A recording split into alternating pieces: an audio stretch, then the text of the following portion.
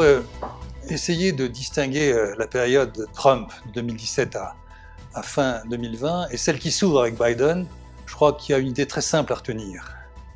Trump a été constamment dans la négation à la fois du droit international, dans ses principes les plus fondamentaux, et dans la négation des droits des Palestiniens. Il a donc tout fait pour donner tout de suite à Israël, pour pratiquement rien aux Palestiniens. Et exemple, le plan qu'il a développé en janvier 2020, c'était ça.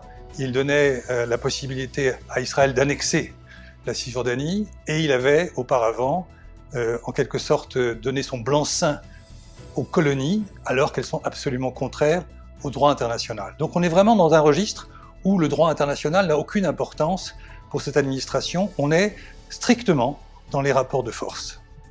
Avec Joe Biden, en fait, je pense qu'on revient, ou on va revenir, au droit international, c'est-à-dire à ses principes fondamentaux.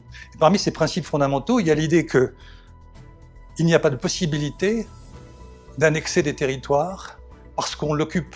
Il faut donc évacuer ces territoires.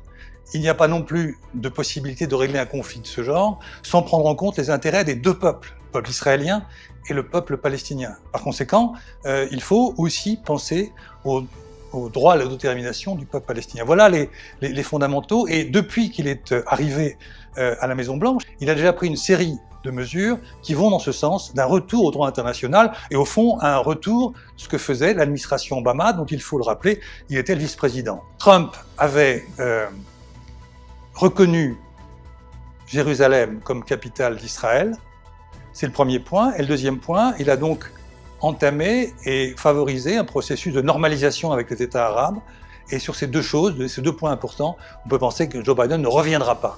Mais en dehors de ces deux points, je pense qu'une ère nouvelle s'ouvre dans les relations avec les Palestiniens, étant entendu que ça ne veut pas dire qu'il va lancer demain un processus de paix comme on l'a vu par le passé.